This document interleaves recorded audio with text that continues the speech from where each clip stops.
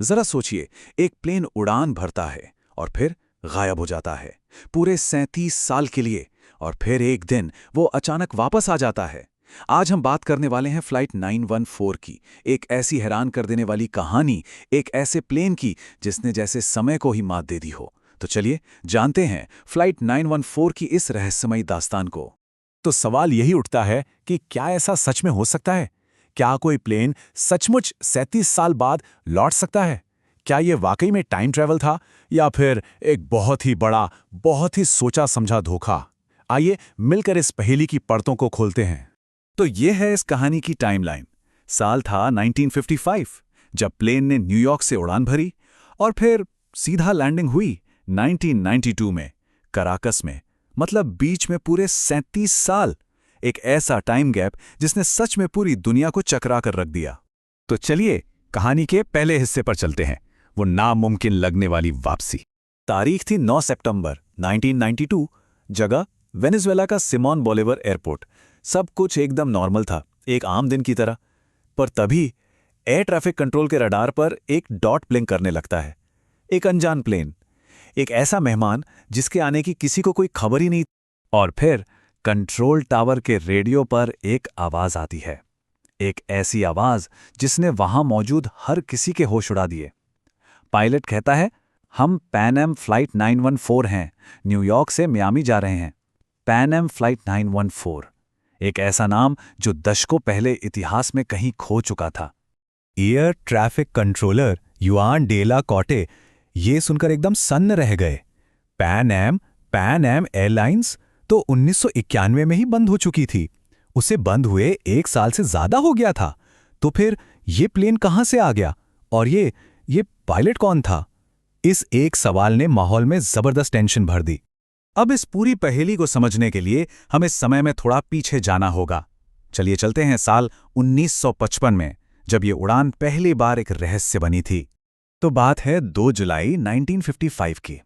एक Douglas DC-4 plane जिसमें 57 यात्री सवार थे, पैन एम फ्लाइट 914 बनकर न्यूयॉर्क से मियामी के लिए रवाना होता है। सब कुछ बिल्कुल परफेक्ट था, आसमान एकदम साफ और फ्लाइट अपने तय समय पर थी।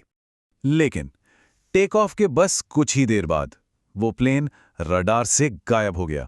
बस यूं ही, कोई इमरजेंसी सिग्नल नहीं भेजा गया, मलबे का कोई नामो निशान नहीं, कोई आखिरी मैसेज तक नहीं। एक बहुत बड़ी सर्च ऑपरेशन चलाया गया, लेकिन नतीजा जीरो, कुछ भी नहीं मिला। हफ्तों की नाकाम खोज के बाद आखिरकार ऑफिशियल्स ने मान लिया कि प्लेन समंदर में कहीं क्रैश हो गया है और कोई भी जिंदा नहीं बचा। और इसी के साथ फ्लाइट 914 की फाइल को हमेशा के लिए बंद कर दिया गया, या कम से कम सबने यही सोचा था। तो अब वापस आते हैं साल 1992 में, और जरा उन अविश्वसनीय डिटेल्स पर नजर डालते हैं जो इस कहानी को इतना दिलचस्प बनाती हैं। देखिए, जब ये प्लेन काराकास में उतरा ना, तो जो नज़ारा था वो बहुत ही अजीब था। प्लेन वो दशकों पुराना DC-4 मॉडल था। पैसेंजर्स ने 1950s के स्टाइल वाले कपड़े पहने हुए थे। उनके टिकट हाथ से लिखे हुए थे, कागज के। और सबसे ज्यादा हैरान करने वाली बात तो ये थी कि पैसेंजर्स और क्रू मेंबर्स की उम्र एक दिन भी नहीं बढ़ी थी। ऐसा लग रहा था जैसे उनके लिए वक्त बस ठहर गया हो। और जैसे ही कंट्रोल टावर से पायलट को यह बताया गया कि ये साल 1992 है, 1955 नहीं, उसकी आवाज में घबराहट साफ सुनी जा सकती थी। वो बुरी तरह घबरा गया और उसने बिना कोई इजाजत लिए प्लेन को फिर से टेक ऑफ कर लिया और हमेशा के लिए बादलों में कहीं खो गया। साल था 1993, और यहीं से ये जो लोकल मिस्ट्री थी ना, वो एक इंटरनेशनल सेंसेशन बनने वाली थी। ये कहानी दुनिया भर में तब फैली जब अमेरिका के एक टैब्लॉइड वीकली वर्ल्ड न्यूज़ ने इसे छापा। उन्होंने इस कहानी को ऐसे ऐसे मसालों के साथ पेश किया कि ये देखते ही देखते पूरी दुनिया में आग की तरह फैल गई। तो क्या ये सब सच था? एक प्लेन जो टाइम ट्रैवल कर गया? चलिए अब इस रोमांचक कहानी से बाहर निकलकर जरा फैक्ट्स की बात करते हैं। हकीकत क्या है? तो जब हम इस कहानी और हकीकत को एक साथ देखते हैं तो तस्वीर बिल्कुल साफ हो जाती है। देखिए, सच ये है कि फ्लाइट 914 नाम की कोई फ्लाइट कभी गायब हुई ही नहीं। इसका कोई ऑफिशियल रिकॉर्ड नहीं है, ना ही 1992 में कराकस में ऐसी कोई लैंडिंग हुई। किसी भी बड़ी भरोसेमंद न्यूज़ एजेंसी ने इसे कभी रिपोर्ट नहीं किया, और वो गवाह युआन डेला कॉर्टे उनका जिक्र भी सिर्फ इन्हीं टैबलॉइड कहानियों में मिलता है और कहीं नहीं।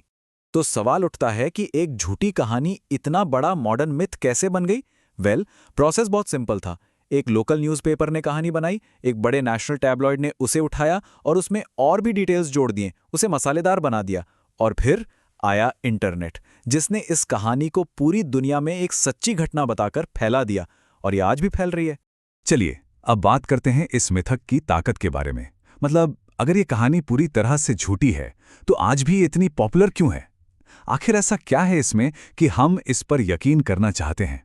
शायद इसकी वजहें हमारे अंदर ही छिपी हैं। टाइम ट्रैवल का जो आइडिया है वो अपने आप में ही कितना रोमांचक है। हम इंसानों को हमेशा से ही अनसुलझे रहस्य, अनएक्सप्लेन्ड चीजें अपनी तरफ खींचती हैं। एक अच्छी मिस्ट्री का जादू ही कुछ और होता है। और शायद ये कहानियां हमें दूसरे मौके मिलने की एक उम्मीद देती हैं। और आखिर में एक सवाल सोचना बनता है, अगर फ्लाइट 914 की कहानी सच नहीं है तो हम क्यों चाहते हैं कि ये सच हो? ये कहानी भले ही एक अफवाह हो, पर यह हमारी कल्पना की ताकत के बारे में और हमारी उम्मीदों के बारे में बहुत कुछ कहती है। आखिर क्यों हम सब ऐसी कहानियों में खो जाना चाहते हैं जो हमें रोजमर्रा की जिंदगी और हकीकत की सीमाओं से कहीं बहुत दूर ले जाती हैं?